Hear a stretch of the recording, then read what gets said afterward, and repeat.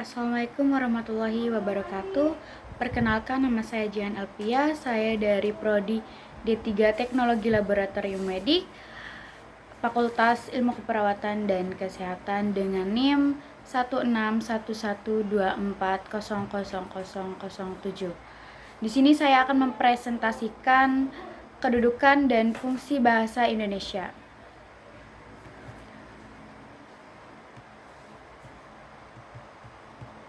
Apa yang terjadi jika tidak ada bahasa Indonesia?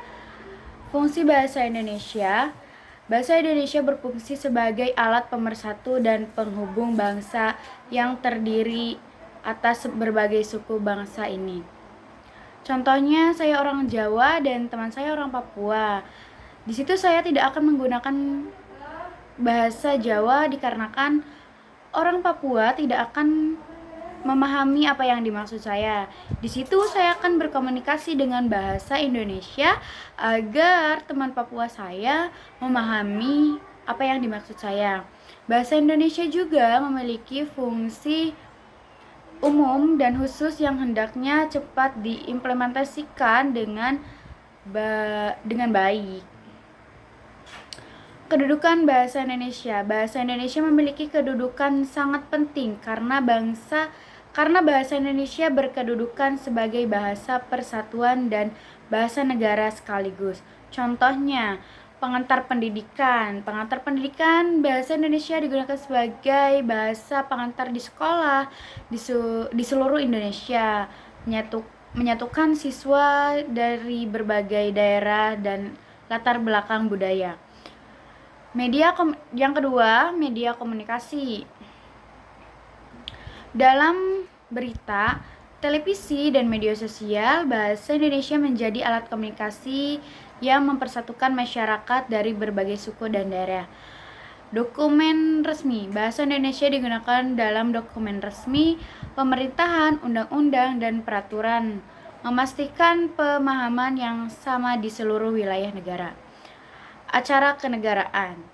Dalam acara resmi seperti upacara bendera dan pertemuan nasional, bahasa Indonesia dipakai untuk menciptakan rasa kebersamaan dan identitas nasional. Bahasa Indonesia harus mampu mengemban tujuan nasional bangsa Indonesia, yaitu mencerdaskan kehidupan bangsa. Identifikasi bahasa Indonesia. Ada 3, yang pertama bahasa daerah, yang kedua bahasa nasional dan negara, yang ketiga bahasa asing.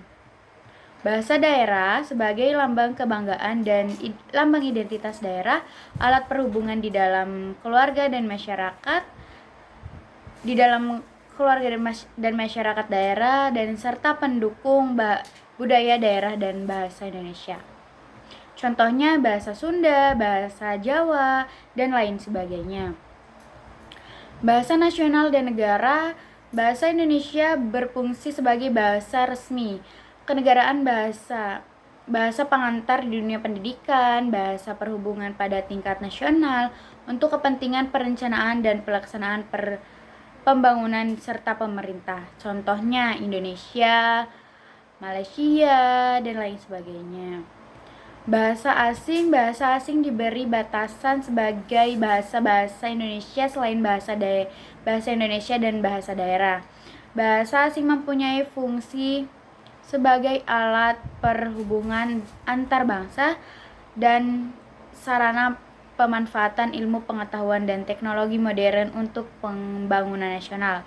Contohnya bahasa Inggris, Spanyol, dan lain sebagainya.